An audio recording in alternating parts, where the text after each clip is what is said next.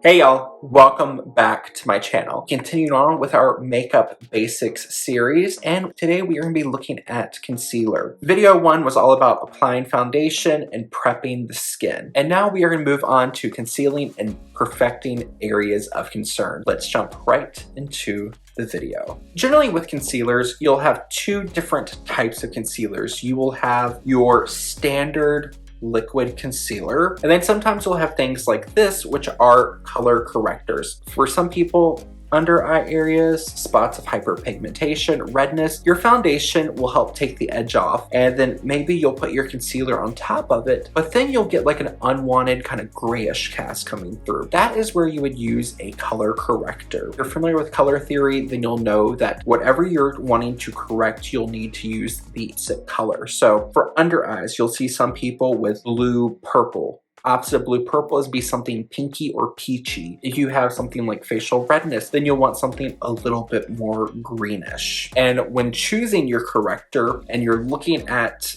like for instance, the Charlotte Tilbury range, they'll go all the way from a light peach like this to a deep red. Darker the pigmentation is, the more depth it needs to have within the corrector. So for like my under eye area, my spot of hyperpigmentation, my skin tone's quite fair. I stay on top of trying to keep these things under wraps so they don't get darker. So I use quite a light peachy color. My redness doesn't really bother me, but if it did, or I was going for like a full glam look where I wanted full coverage, then I might need to use something a little bit more of that true green color to help neutralize that redness. If you're someone with deeper skin and you have areas of pigmentation, like especially with deeper skin, they'll have areas of the face that can look almost kind of grayish, like around the mouth, sometimes upper cheek, throughout the forehead. Sometimes you can get away by correcting those with a secondary foundation shade that is a little bit warmer, or if you're going to use a corrector, you need to match the intensity. So if you have darker skin tone, so if you're thinking about MAC foundations, maybe you're like a NW 45 to 50, and that area looks like a dark purplish gray, then you'll need to use something more of a primary reddish color to neutralize that, so you can go on top without your concealer looking gray, because that's the last thing you want, is just take all these steps and then still feel like something's looking kind of grayish. So with my color corrector, this is the Charlotte Tilbury in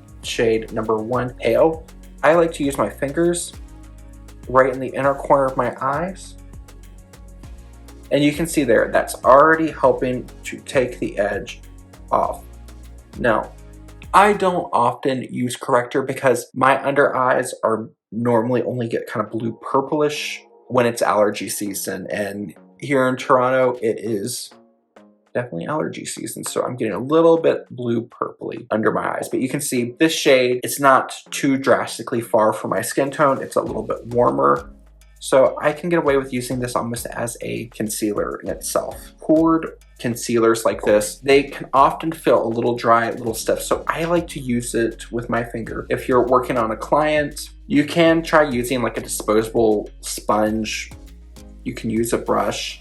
I often would ask if it's okay if I use my hands on your face and then sanitize my hands in front of the person, because in my opinion, nothing is going to get this product looking skin-like as the warmth of your finger. It's gonna help kind of melt those volatile emollients in the product to look a little bit more realistic. There we go. Every day, this is fine. I like to use my concealer brush to go over, take off any edges. And I like to do more of a stippling or bouncing motion, because if I swipe my brush, I can remove coverage. And you're trying to conceal something that's bothering you. The last thing you want to do is swipe your brush and move it away. So I like to use my brush just to lightly stipple over, and that will help to take away any harsh edges between where your corrector or concealer starts and your foundation begins. For concealer, I'm going to be using a concealer from the brand Hince. This is in shade 17 Fair. Hince is a Korean brand, and I really enjoy this concealer. A lot of times they'll take the product from the doe foot, go right through here. If you're working on yourself, this is your own makeup, it's okay. If you're working with people or you're at a makeup counter, normally the wands will be cut off off so you can't double dip, because then if you're with a client and you take this and you go like this, or you take this and you go like this, you've now contaminated this whole product and it can't be used on someone else, or it shouldn't be, because that would be very unhygienic. What I like to do even at home is with my own concealer, I will put it on the back of my hand and I'll do a full rotation with the product on the doe foot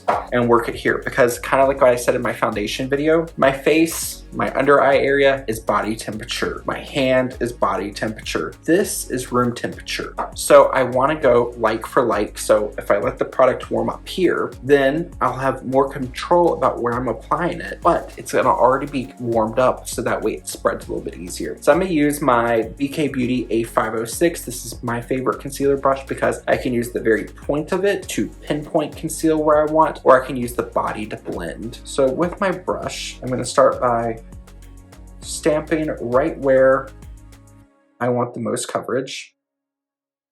I always like to take a little bit of extra product right out here, whether I'm on myself or working on other people, because a lot of people will have, you can kind of see right here, there's almost this like reddish shadow that goes diagonally down from the outer corner of the eyes. And if you conceal that, it will help give a more lifted effect to the overall eye look. And if you do this before you do your eyeshadow, you're helping to lift the eye shape, so it will help show you where to apply your products. So again, stamp.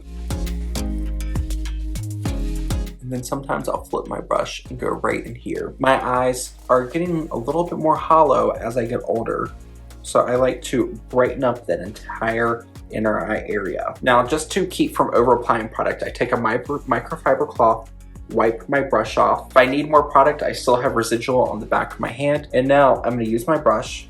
I'm gonna start by stippling or bouncing my brush. I'm gonna stipple right over that concealer and start spreading it out.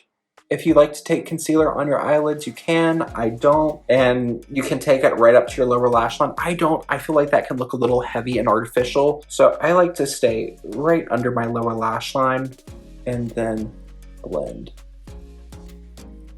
And then when you get to the edges of your concealer, you can then, I'll sometimes take a little bit right on my brow bone, not on my lid, but on the brow bone to neutralize the redness I have. And then can go around the edges very lightly and just spread that product out. So that way there's not a harsh step between where your concealer ends and your foundation begins. Then I'm gonna go back to my foundation brush. Your foundation brush will have residual product on it that you used on your face. And this will help just to really blend things out a little bit more. So now let's look at the rest of the face, because once you conceal around the eyes and if you're like me and you only have a thin layer of foundation on, concealer's gonna have a little bit more opacity than foundation. And that's because concealer is essentially foundation with more intensity, more pigmentation to it. So when you conceal around the eyes and you have a lighter coverage on the face, it can look a little stark. So I'm going to take a little bit more and now look at my face, find out where I want coverage. So I want coverage where I have my spots of hyperpigmentation, around my nose area where I'm more red. I get a little bit of redness through the bridge of my nose. I always get a little bit of pesky redness that wants to pop through on the center of my forehead, on the sides of my forehead. And then right on the ball of my chin, I tend to be a little bit more red. Another great trick, if you're someone whose lips are starting to go down at the outer corners, then you can even take a little bit of concealer, just lift up. And just taking this little lifting motion right here at the outer corner of the mouth with a little bit of concealer can just wake up a face. It's a great like little anti-aging trick if someone's outer corners are going down, creating more of a kind of stern look. Use my foundation brush. You can also do this if you apply your foundation with a sponge and then stipple over.